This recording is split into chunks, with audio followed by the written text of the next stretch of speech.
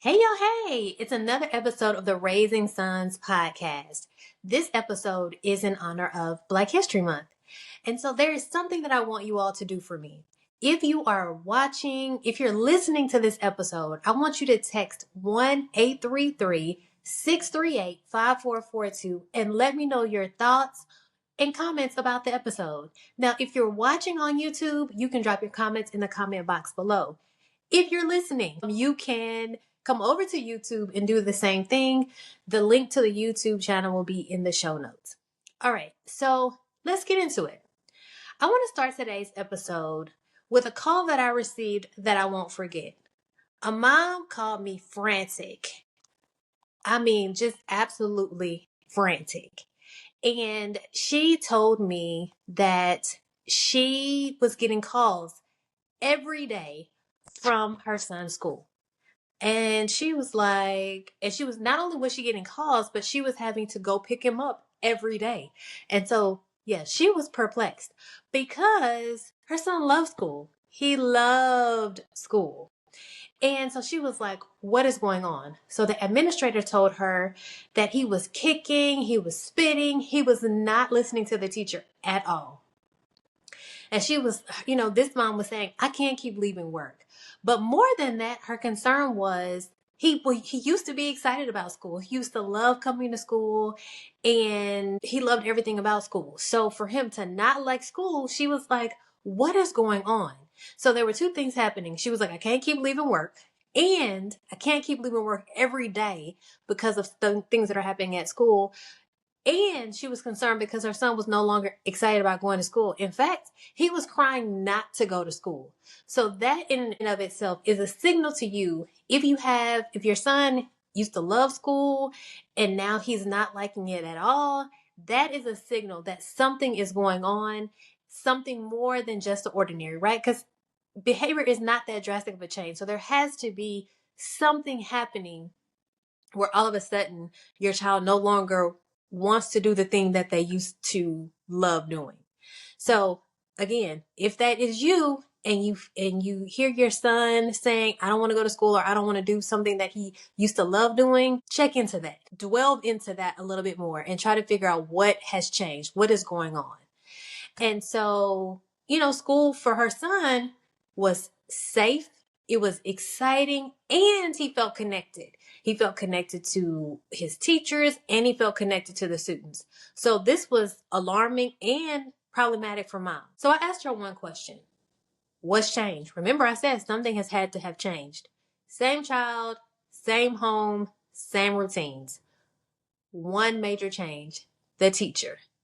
Now let me be clear. This episode is not about villainizing teachers or administrators. I know, you know, and we know that most educators are doing the best that they can with what they have. But it is about something we don't talk about enough. The unspoken rules Black boys are expected to follow in school. Rules about how loud is too loud. Rules about how much movement is too much. Rules how emotion is interpreted.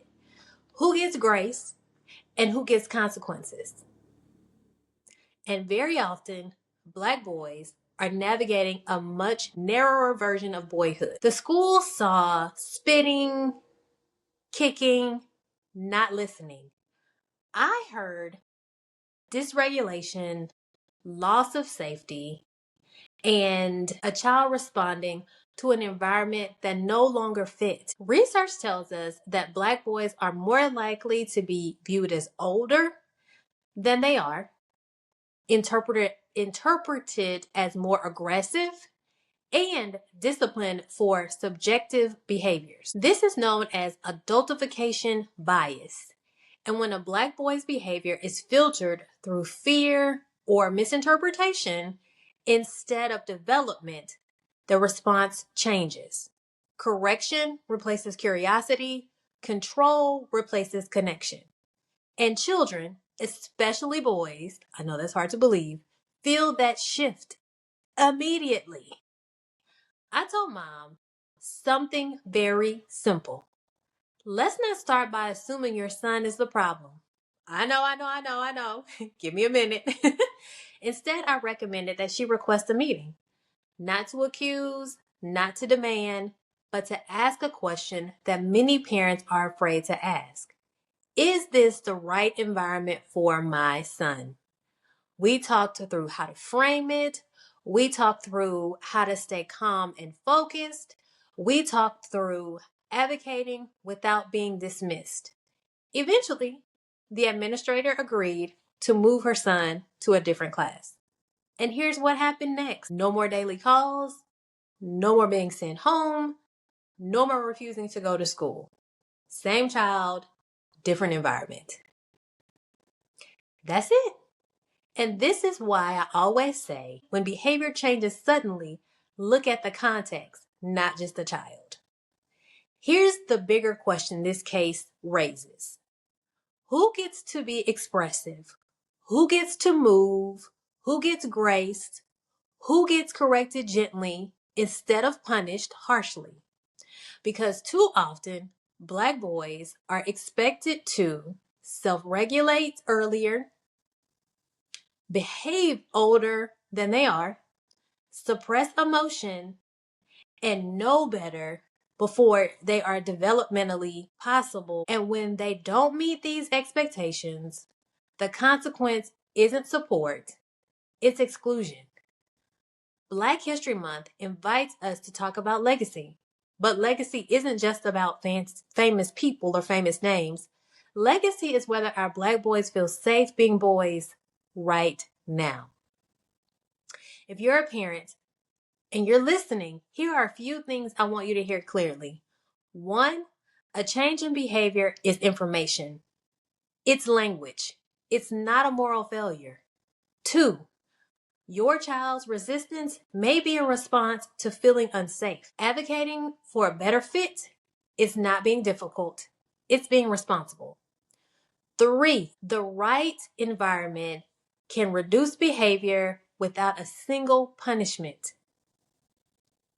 This isn't about lowering expectations. It's about aligning expectations with development. If your Black son is suddenly struggling, if school calls feel constant, if you're questioning yourself, hear me clearly. Your son is not broken. You are not failing, and advocating for him is not optional. It's essential. Sometimes the most powerful intervention isn't therapy. It's not discipline. It's not another behavior plan. It's changing the environment. And when Black boys are given space to be boys, curious, energetic, emotional, growing, they don't just survive school, they thrive. If you're navigating school concerns and wondering whether your son's environment is truly supporting him, a parent roadmap session can help you think through next steps with clarity and confidence. You don't have to navigate this alone, and you don't have to accept daily distress as normal. So if you'd like to have a parent roadmap session, the link is in the show notes. All right. Remember, let me know your thoughts and comments. If you're watching on YouTube, put your comment below. If you're listening, text. Until next time.